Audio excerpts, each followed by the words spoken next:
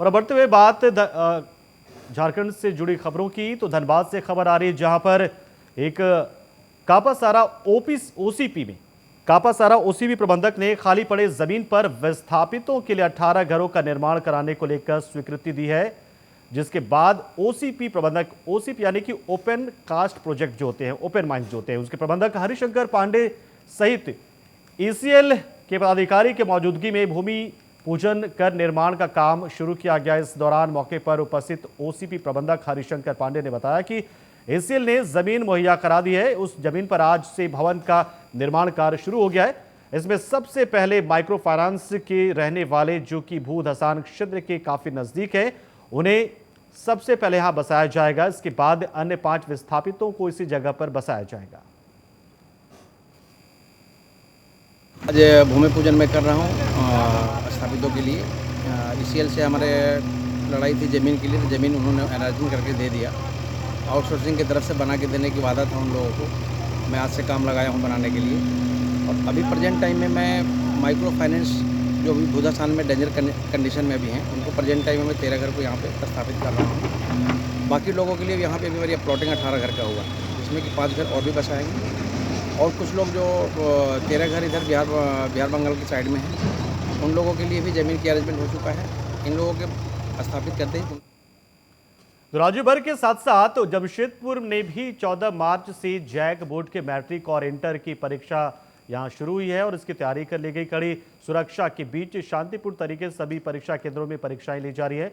बता दें आपको कि जिले भर से मैट्रिक के लिए 73 केंद्र बनाए गए, जिसमें कुल 26,237 परीक्षार्थी शामिल हुए हैं।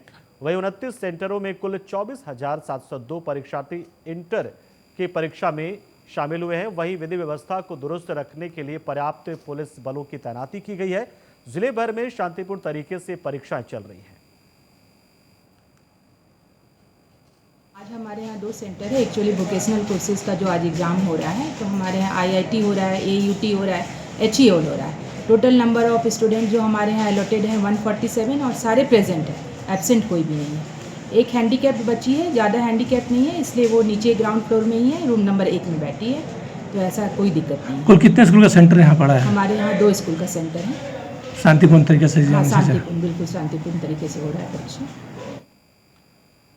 इधर जमा राशि के भुगतान की मांग को लेकर सहारा इंडिया के अभिकर्ता और जमाकर्ताओं ने उपायुक्त कार्यालय के सामने प्रदर्शन किया है। एक दिवसीय भूख हड़ताल की और जल्द से जल्द जमा राशि के भुगतान की मांगी है। जमाकर्ताओं ने बताया कि राशि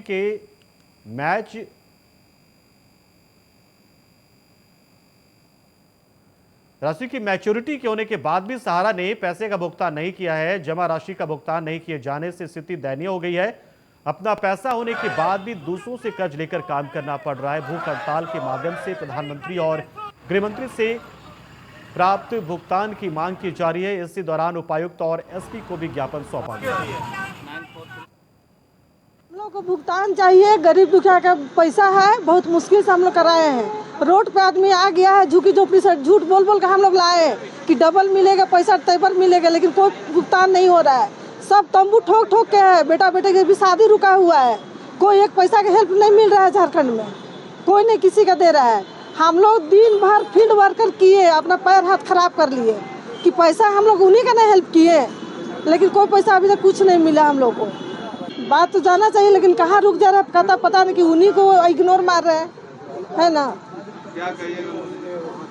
मोदी जी क्या कहेंगे? जब तक हम लोग भुगतान है तो गाली तो आता है मुंह में, लेकिन बड़े छोटे हैं तो गाली नहीं दे सकते हैं। और क्या चुनाव में क्या करिएगा? चुनाव देना ही नहीं है। जब तक भुगतान नहीं होगा, चुनाव तो हम जहाँ तक होगा नहीं देने देंगे। अपना अगल बगल जितना संग सहेली है बोलेंगे भुगतान एकदम नहीं दे, हम लोग वोट नहीं देंगे। किसी को वोट कैसे देंगे? हम लोग पहले भुगतान होता है, हम लोग डिसाइड करेंगे किसको दे। भुगतान करेंगे तो मोदी जी को देंगे, हमेशा तो दे के आए हैं।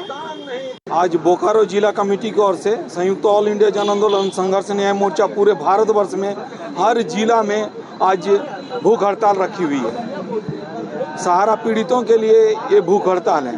केंद्र सरकार देख ही नहीं रही है। पूरे भारतवर्ष में सिर्फ मोदी जी एक बार ताक लें सहारा की तरफ तो सबका भुगतान हो जाएगा, लेकिन हमको नहीं लगता है कि मोदी सरकार इस पर रुझान दे रही है। ना अमित शाह जी दे रहे हैं, ना मोदी सरकार दे रही है। बीजेपी सरकार चाहती ही नहीं है को भुगतान हो। हमको लगती है कि ये सरकार जो अभी भारतवर्ष में है ये सुब्रतो राय से मिली हुई है।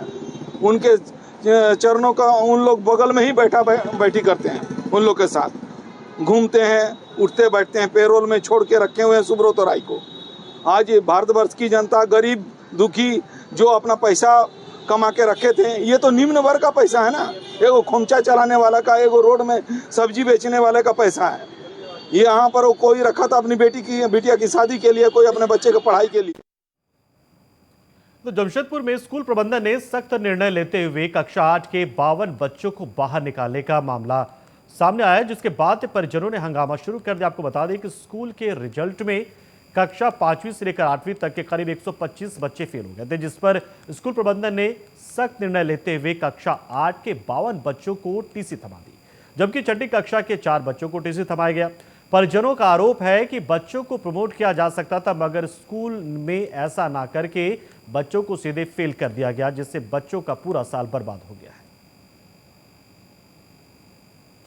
मैंने उसको टीसी दे दिया और दूसरा टीचर से बात भी करना बोलता माफ कर, 14 साल पढ़ लिए बच्चा और बस हो गया खत्म, दूसरा दुकान देखिए। ऐसा कोई बोलने का कोई प्रिंसिपल का है?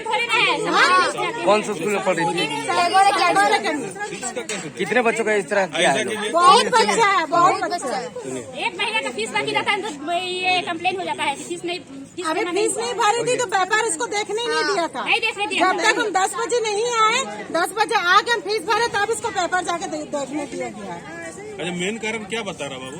अभी देखिए बोल रहे उससे कि एक वार्निंग दो, हम लोग 9 में जाके अच्छा से करेंगे। अब एक ही क्लास से 30 बच्चों को निकाल रहा है। मेन कारण क्या है? वो ये रिजल्ट ही है ना। हाँ, हमसे फीस वाला भी नहीं, जिसको निकाला है, बच्चे का तो फीस जिसको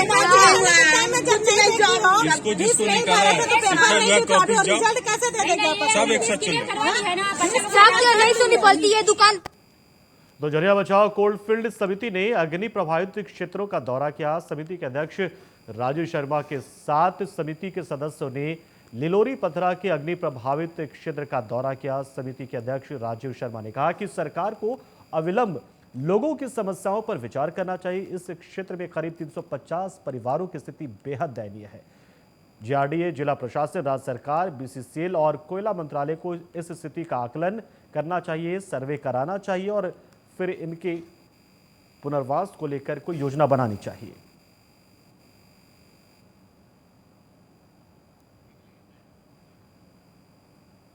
और खबर साहिबगंज से है, जहां पर पुलिस ने मुखबिरी की सूचना के आधार पर छापेमारी करते हुए भारी मात्रा में अवैध विस्फोटक के साथ 2 लोगों को गिरफ्तार किया। इस मामले में एसडीपीओ राजेंद्र दुबे ने बताया कि मुखबिर की सूचना के आधार पर छापेमारी की गई। छापेमारी में जोसेफ माल्तो के घर अवैध विस्फोटक पदार्थ बरामद हुआ है। वहीं अवैध विस्फोटक के संबंध में पूछने पर जोसेफ माल्तो ने ये बताया कि विस्फोटक पदार्थ है जो अवैध माइनिंग में विस्फोटक के रूप में इस्तेमाल किया जाता है।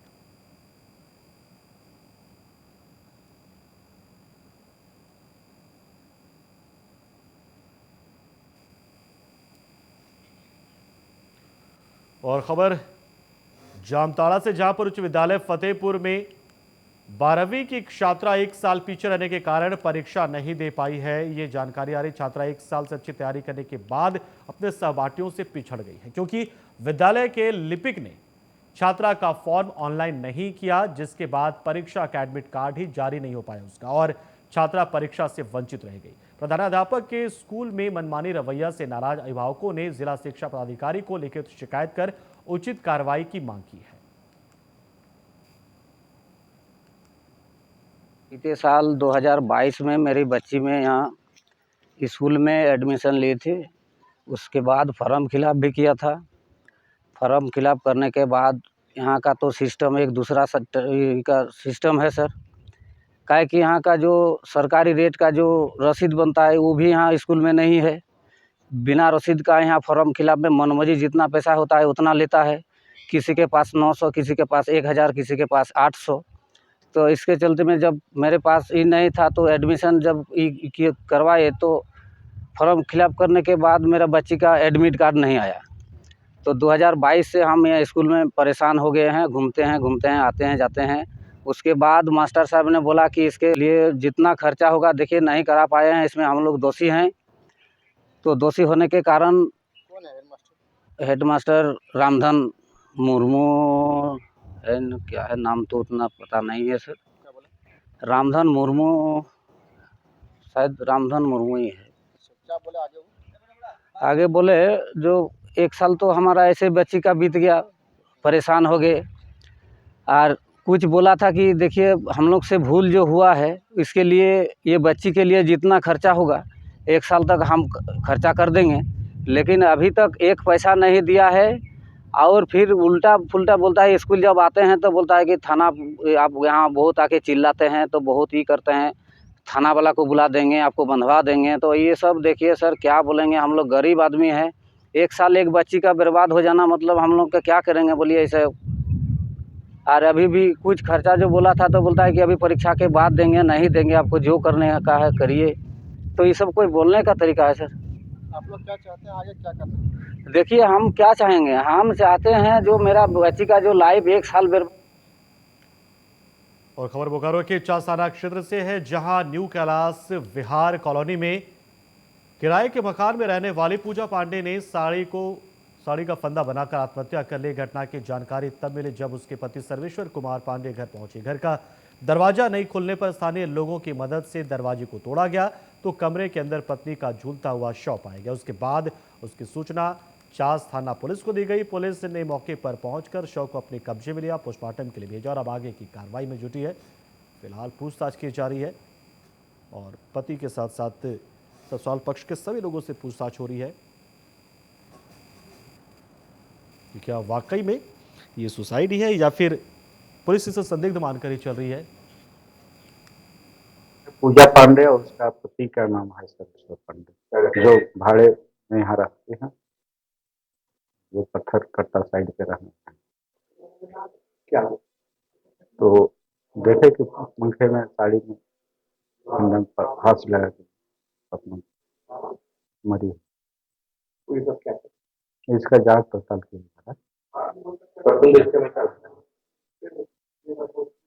वो तो फांसी लगा। क्या नाम था? सुबह बोला गया कि सुबह दुकान जाने के लिए गया, तो हम दुकान चले गए।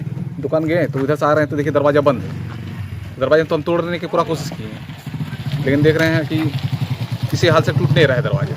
तो 4-5 आदमी आए, भैया थे, उन 4-5 आदमी आए तो जाके तोड़ा, तो देख रहे हैं फांसी लगा लिए। क्या नाम था उसका? पूजा पांडे। विवाद में हल्का फुल्का हम लोग को झगड़ा होता था, लेकिन इसमें आज तक कभी कुछ हुआ नहीं था। इसके पहले भी आत्महत्या की कोशिश की थी क्या? ना, कभी नहीं, आज तक कभी नहीं हुआ है। पुलिस को तो ये लोग ही सूचना दी है, हम कुछ नहीं। और इस बुलेटिन में फिलहाल इतना ही, लेकिन तमाम ताज़ा तरीन खबरों के लिए बने रहिए हमारे साथ। देखते रहिए प्राइम न्यूज़। नमस्कार।